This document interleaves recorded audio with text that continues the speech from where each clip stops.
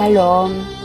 오늘 우리가 함께 성경 일독하기 나갈 본문은 창세기 17장 말씀이 되겠습니다. 우리 창세기 16장에서는 이 하나님께서 아브라함에게 자손을 주시겠다는 그 약속을 받은 후에 10년 정도를 지났는데도 하나님 주시지 않는 상황이 되니까 이제 사레와 아브라함이 육신의 생각으로 종 하가를 칭해서 결국은 육신의 자녀 이스마엘을 낳는 것을 볼 수가 있습니다.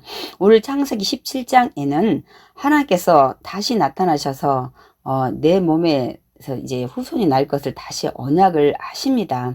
그리고 이제는 이름을 아브라함과 사레를 사라라 바꾸시고 이제는 그 언약의 모든 것들을 지키기 위한 할례를 하나님이 행하라고 말씀을 하고 있습니다. 그래서 그 부분을 좀 우리가 중점도로 보고 읽으면 도움이 되겠습니다. 창세기 17장 1절 아브라함이 99세 때 우리 창세기 16절에 보면 이스마엘 낳았을 때가 86세였죠. 그러니까 13년 만에 하나님 찾아오셔서 말씀하는 걸 볼 수가 있습니다. 야훼께서 아브라함에게 나타나사 그에게 이르시되 나는 전능하신 하나님이라.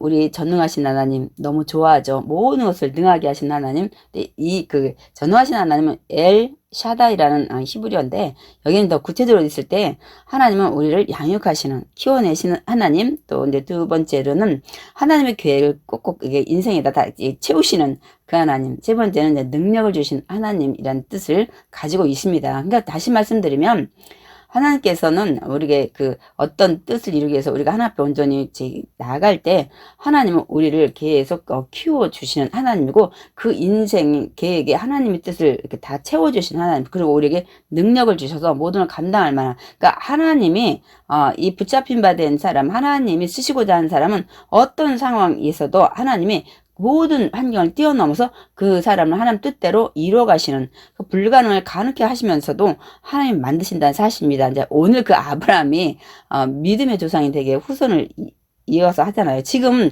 육신으로 볼 때는 환경은 자녀를 못 낳아요. 그러나 하나님은 자녀를 못 낳아도 낳게끔 하시면서 그걸 이뤄가는, 그래서 그게 전능하신 하나님이세요. 하나님은 출애굽한다 그러면 그냥 못 건널 홍해도 갈르시는 하나님, 땅을 주겠다면 무너지지 않는 여리고성도 무너지게 하시는 하나님, 이렇게 해서 그 뜻을 이뤄가는, 그래서 우리 전능자 하나님이십니다. 그래서 이제 이 아브람에게 나는 전능하신 하나님이라 너는 그래서 내 앞에서 행하라. 하나님 앞에서, 이 코람데오라는 단어를 많이 쓰잖아요. 행하여 완전하라. 하나님 뜻에 내가 정말 최선을 다하고 연약할 때는 하나님 품으로 돌아서 기도하고 이 모든 것이 포함이 되어 있습니다. 그래서 이렇게 이제 완전하라고 얘기를 합니다. 그 2절에 내가, 그리고 하나님께서 내 언약을 나와 너 사이에 두어 너를 크게 번성하게 하리라. 다시 한번 자녀의 후손에 대한 언약을 하십니다. 아브라함이 엎드렸더니 하나님이 또 그에게 말씀하여 이르시되 보라 내 언약이 너와 함께 있으니 너는 여러 민족의 아버지가 될지라. 너는 많은 민족의 아버지가 될 거라는 것을 다시 한번 말씀하십니다. 5절에 이제후로는 내 이름을 그러니까 아브람이라 하지 말고 이제 아브라함이라 하라. 이제 이 아브람에다 했자 이 히브리어를 집어넣으면 생명이라는 이 뜻이 담깁니다. 하리니 이는 내가 너를 여러 민족의 아버지가 되게 하리라. 넌 존귀한 아버지, 존경받는 아버지, 고귀한 아버지가 이제 아니라 아브라함, 모든 많은 무리의 아버지가 열국의 아비가 되라는 이름으로 바꿔주십니다. 여러분, 이름을 바꿀 때는 인생이 이제 하나님께서 달리 바꾸시는 거예요. 어떤 인생으로요? 하나님이 원하시는 믿음의 자녀 인생으로 여러분 바꾸시는 것을 알 수가 있습니다. 6절 내가 너를 심히 번성하게 하리니 내가 내게서 민족들이 나게 하며 왕들이 내게로부터 나오리라. 내가 내 언약을 나와 너 및 내 대대 후손 사이에 세워서 영원한 언약을 삼고 너와 내 후손이 하나님이 되리라. 내가 너와 내 후손에게 내가 거류하는 이 땅 곧 가나안 온 땅을 주어 영원한 기업이 되게 하고 나는 그들의 하나님이 되리라. 하나님이 또 아브라함에게 이르시되 그런즉 너는 내 언약을 지키고 내 후손도 대대로 지키라. 그러니까 땅도 주고 자손도 주고 이건 창세기 15장에 주었던 약속의 말씀을 또 한 번 다시 주십니다. 좋으신 하나님이신 것 같아요. 11절 그러므로 이제 10절 너희 중 남자는 다 할례를 받으라.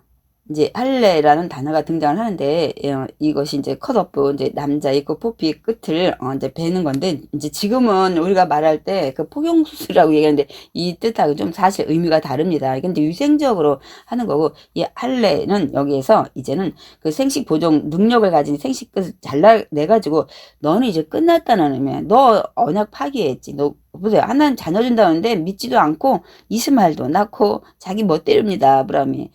그래서 이 죽음을 선언한 것입니다. 그러니까 이제 너는 이제 만약에 너 할례를 하면서 너는 이제 죽었다. 넌 그 계약 파기. 이제는 하나님 앞에 온전히 이제는 복종하는 자녀가 된다는 그런 의미를 가지고 있습니다.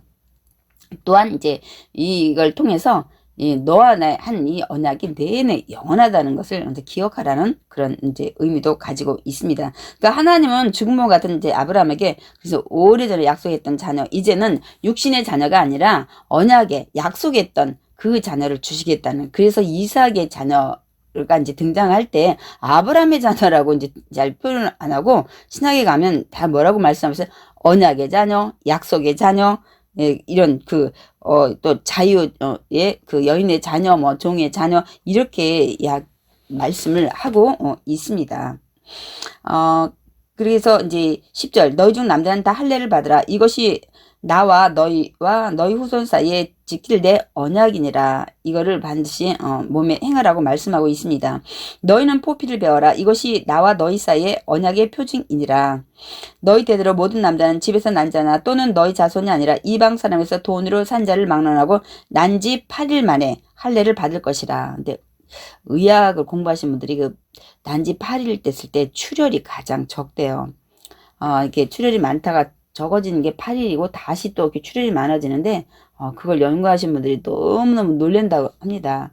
하나님은 그때 8일을 정말 그걸 아시는 것 같아요. 그래서 정말 우리는 하나님 앞에 이 하나님을 알아갈 때 우리는 아무 말을 할 수가 없습니다, 여러분. 이제 13절 너희 집에서 난 자든지 너희 돈으로 산 자든지 할례를 받아야 하리니 이에 내 언약이 너희 살에 있어 영원한 언약이 되려니와 이제 구별된 자라는 이제 표시가 되죠. 그걸 하김으로 말미암아 할례를 받지 아니한 남자 곧 그 포피를 베지 아니한 자는 백성 중에서 끊어지리니 그가 내 언약을 이제 배반하였습니다. 그러니까 이 할례를 받지 않으면 이제 공동체에서 분리가 된다고 제거당할 거라고 얘기를 하고 있습니다. 15절 하나님이 또 아브라함에게 이르시되 내 아내 사례는 이름을 이제 사례를 하지 말고 왕비 공주라는 뜻을 가지고 있는데 이제는 그 이름 버리고 사라라 계명하라. 열국의 어미 이제 또 왕 뭐 여주인 뭐 이런 뜻을 다 가지고 있습니다. 아니 사례도 아브라함이라는 생명에 집어넣었다면 사례도 생명을 이제 낳을 수 있는 그 집어넣어야 될 거 아니에요. 그러니까 하나님께서 사례의 이름도 해자를 넣어서 사례가 아니라 사라라고 하나님은 고쳐주십니다. 16절 내가 그에게 복을 줘 그가 내게 아들을 낳아주게 하며 내가 그에게 복을 줘 그를 여러 민족의 어머니가 되게 하리니 민족의 여러 왕이 그에서 나리라. 이렇게 얘기를 했어요. 아브라함이 어떤 반응을 보였을까요? 17절 아브라함이 엎드려 웃으며 마음속으로 이르되 100세 된 사람이 어찌 자식을 낳을까? 사라는 더더군다나 90세니 어찌 출산하리요? 하고 속으로 생각을 하고 있었습니다. 전지하신 하나님, 우리 마음 감찰하시고 우리 심장과 폐부를 다 살피시는 그 하나님께서 다 아시고 뭐라고 말씀하세요? 이제 그러고 전에 아브라함이 또 한마디 합니다. 이거 뭐 날 수 없는데 그러고 생각을 했다. 정신 똑바로 차려가지고 18절에 아브라함이 하나님께 아뢰되 하나님 이스마엘이나 하나님 앞에 살기는 원하나이다. 하나님 좀 그렇게 정말 날 수 있다고 희망 주시는 건 너무 감사한데 하나님 지금 이스마엘 잘 자라고 있지 않습니까? 하나님의 축복 가운데 이스마엘이나 잘 자랐으면 좋겠습니다 하고 얘기를 합니다. 이게 인간의 이제 생각이죠. 근데 하나님의 역사는 항상 인간의 생각을 뛰어넘는 걸 볼 수가 있습니다. 그것이 이사야 55장 8절 9절 우리 저번에 한번 옛날에 읽었는데요. 하나님의 생각과 하나님의 모든 길은 너희 생각과 너희 길보다 높다고 말씀하신 것을 우리는 알 수가 있습니다. 그러니까 인간의 생각으로는 하나님 엘리에스를 종이나 그냥 저희 후손으로 삼겠습니다. 하나님 이스마엘이나 그냥 제 후손으로 삼겠습니다. 네, 하나님은 어떻게 생각하세요? 아니야 하고 이제 말씀을 하십니다. 우리 19절을 보면 하나님이 이르시되 아니라 내 아내 사라가 내게 아들을 낳으리니 너는 그 이름을 이삭이라 하라. 너 웃었지? 아들 웃음이라고 이름을 짓는 것을 볼 수가 있습니다. 하라, 내가 그와 내 언약을 세우리니 그의 후손에게 영원한 언약이 되리라. 그러나 후손 나 아니야. 이삭에게만은 언약을 세울 거다. 20절. 이제 그래서 이제 이스마엘에 대해서도 이제 축복을 주겠다는 말씀을 하기 전에 저는 좀 잠깐 그 말씀 좀 찾고 가길 원합니다. 우리 이제 아브라함이 이렇게 믿음이 연약해서 자꾸 육신의 생각을 하고 환경을 바라보고 자기 몸의 상태를 바라보는 이 아브라함의 믿음이 이제 바뀝니다. 그래서 우리는 믿음의 조상 아브라함이 막 올라갔다 내려갔다 막 신앙이 그럴 때 우리가 근데 사실 저는 위로를 받아요. 야, 신앙이 처음부터 좋았던 것이 아니라 이런 상황에서 정말 밑바닥도 갔다 올라갔다 이러면서 신앙이 이제 인내를 가지고 좀 잘하는 것을 볼 수가 있습니다. 그래서 로마서 저는 이제 4장 17절 잠깐 좀 보고 넘어가기 원합니다. 이렇게 의심 많고 환경을 직접적으로 보고서 이런 거 가지고 이렇게 그 믿음의 잣대를 갔던 아브라함에게 이제 아브라함은 이제 어떤 믿음으로 바뀌냐면 그가 믿은 바 하나님은 죽은 자를 살리시며 없는 것을 있는 것으로 부르시는 이시라. 이제 이 믿음까지 이제 장성하게 됩니다. 18절 아브라함이 바랄 수 없는 중에 바라고 믿었으니 지금은 바랄 수 없는 중에 자기 몸 상태나 사라의 몸 상태나 그러나 하나님의 내 후손이 이 같으리라. 이게 무별과 같고 막 이렇게 막 많은 민족이 막 이게 될 거라고 이제 얘기를 하시잖아요. 하신 말씀대로 많은 민족의 조상이 되게 하려 하심이라. 아브라함이 이제 그런 믿음을 갖게 된다는 거예요.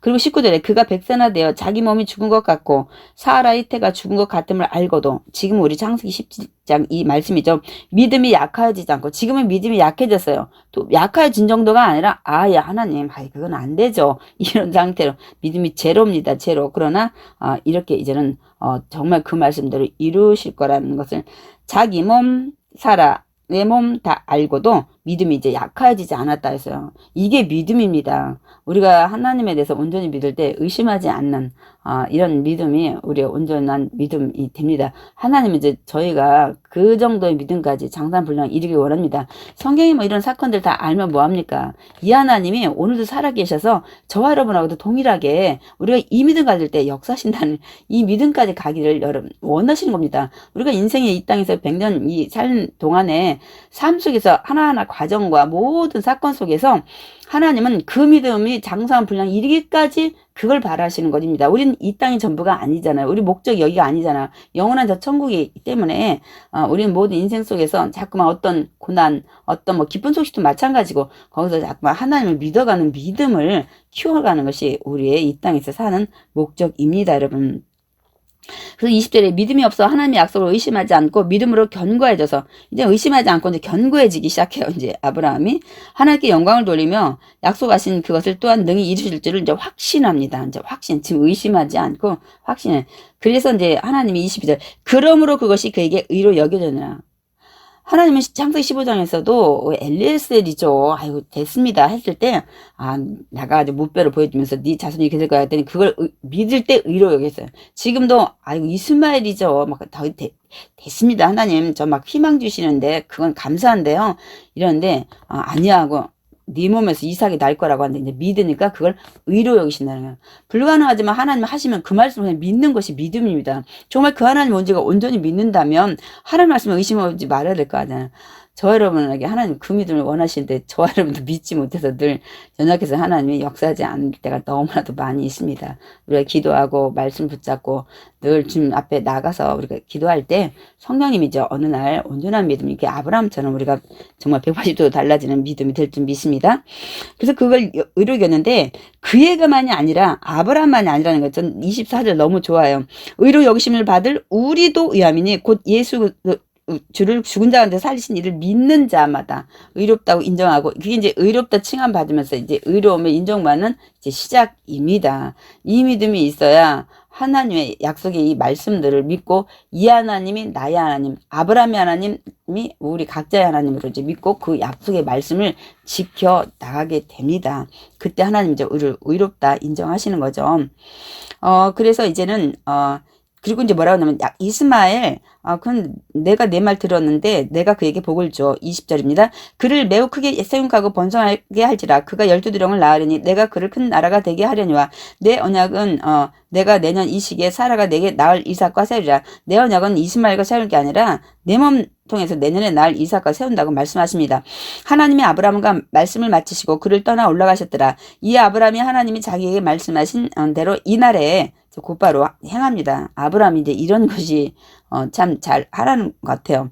그 아들 이스마엘과 집에서 태어난 모든 자와 돈으로 산 모든 자, 곧 아브라함의 집 사람 중 모든 남자를 데려다 그 포피를 베었으니 아브라함이 그의 포피를 벤 때는 99세였고, 예, 이제 하나님의 이제 그 언약이 이루어질 때가 가까이 된 것 같습니다. 75세에 떠나가지고 이제 한 4년 됐죠. 그의 아들 이스마엘이 그의 포피를 뵌 때는 13세였더라. 아랍계 민족들은 자기 조상이 이 이스마엘이 13세 때 포피를 뵀다고 지금도 아마 할례를 13세 때 한다는 걸로 제가 들었습니다. 26절. 근데 사실 그 의식이 그 중요한 게 아니잖아요. 그거를 이제 신약에 너무나 많은 말씀을 하고 있어요. 내가 마음의 할례를 받아라. 몸의 할례가 필요 없다. 할례를 했어도 율법을 지키지 않으면 그거는 무할례잖아. 똑같다. 막 이 말씀을 계속 하십니다. 이들이 육체에다가 할례를 해놓고 그 할례 하는 거 가지고 계속 나는 뭐 누구의 자녀다, 뭐 나는 믿음의 자녀다, 하나님의 자녀다 계속 이렇게 이들이 주장하기 때문에. 근데 역시 맞아, 우리 침례받고 난 침례받았으니까 하나님의 자녀다. 근데 그건 하나의 의식이잖아요. 믿음으로 나를 나타내는 하나의 의식입니다. 이제 그 나중에 또 우리 신약에 대해서도 얘기할 때가 있을 때 이제 얘기를 하고요. 그래서 이제 26절. 그날에 아브라함과 그의 아들 이스마엘이 할례를 받았고 그 집의 모든 남자 곧 집에서 태어난 자와 돈으로 이방 사람에서 사온 자가 다 그와 함께 할례를 받았더라. 그래서 이제 하나님과 이 언약의 이런 것들을 의식으로 행하는 할례를 다 행하는 걸 볼 수가 있습니다. 그래서 저는 이제 창세기 17장을 이제 끝내면서 정말 하나님은 정말 우리 사랑하셔서 또 와서 이렇게 곁길로 나간 아브라함에게 또 그 언약의 말씀을 하시는 것처럼 오늘 또 이 성경 말씀을 통해서 저와 여러분에게 말씀하시는 거예요. 이 창세기 17장 이 할례 이런 것들 우리 많이 들었잖아요. 그때도 말씀하셨는데 그때는 그냥 사건으로 봤죠. 오늘은 이제 정말 우리가 아브라함처럼 믿고 행하는 자가 돼야 될 것 같아요. 여러 번 이 본문들을 우리가 읽지만 조금씩 이 말씀을 온전히 내 말씀으로 믿고 나에게 적용하고 내가 온전히 하나님의 의롭다 칭함받는 우리가 이 창세기 17장을 통해서 깨닫는 귀한 마음이 되길 원합니다. 그래서 이 할례에 대해서 이제 나중에 제가 이제 또 친하게 하겠지만은 이게 이제 곧 침례와 같은 것입니다. 그래서 뭐 여기저기에 지금 뭐 빌립보서, 골로새서, 뭐 신명기, 갈라디아서, 로마서, 막 갈라디아 6장 뭐 굉장히 많은 말씀이 있는데 제가 시간상 다 읽어 드리지 못하고요. 이제 나중에 신학에 유대인들이 이제 하도 그 할례를 행하고 그걸 이제 의식한 거를 자기는 막 이제 자랑하고 할례를 행하지 않은 무할례자들을 이제 무시하고 이런 것들을 통해서 이제 사도 바울이나 이제 이런 것들을 많이 말씀을 합니다. 그러니까 뭐 신명기에도 마찬가지. 너희는 마음에 할례를 행하고 다시는 목을 곧게 하지 말라. 할례 행할 거 가지고 율법도 지키지 않고 믿음 안에 있지 않다면 아무 소용 없다는 것을 여기저기에 굉장히 많이 말씀을 하고 있습니다. 에레미야에서도 사장에서도 유다인과 예루살렘 주민들과 너는 스스로 할례를 행하며 너희 마음의 가족을 베고 야에게 속하라는 거예요. 그러니까 마음에 정말 할례를 하고 믿음 안에 살라는 것을 계속 얘기하고 있습니다.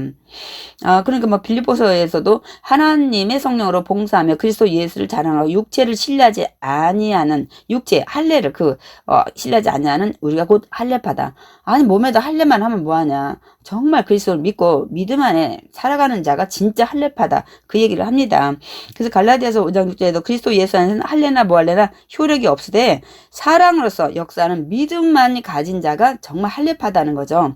갈라디아서 6장 15절에도 할례나 무할례가 아무것도 아니로되 오직 새로 제심을 받은 것만이 중요하니라. 정말 그리스도 안에서 새로운 자가 돼서 믿음 안에 순종하고 나가는 자가 정말 할례받은 자라는 것을 신학에는 계속 말씀을 하고 있습니다. 그래서 제가 지금 좀 연관지어서 조금 말씀을 좀 드렸습니다. 그래서 오늘 할례 사건이 그냥 끝나는 사건이 아니라 저와 여러분도 마음의 할례, 우리는 이제 보통 신학에서 이제 침례로 우리가 대체가 되는데 침례받은 것이 자랑이 아니라 그걸 통해서 나는 죽었다는 거야. 이제 옛사람은 죽었으면 새 사람이 됐으면 믿음 안에 말씀 안에 사는 하나님의 자녀로 살아가는 사람이 되겠다는 의식이었잖아요. 그래서 우리가 이제 말씀을 지금 이제 통독도 하고 일독도 하는데 이 말씀을 마음에 새기고 정말 하나님이 오늘 날 어떻게 살기 원하시나 이제 그 말씀을 기준으로 사는 자가 정말 할례 받은 할례파입니다. 오늘 말씀을 우리 창세기 17장 통해서 마음에 새기고 다시 한번 무릎으로 우리가 이제 기도로 무릎을 세우고 정말 말씀으로 다시 한번 마음에 새기면서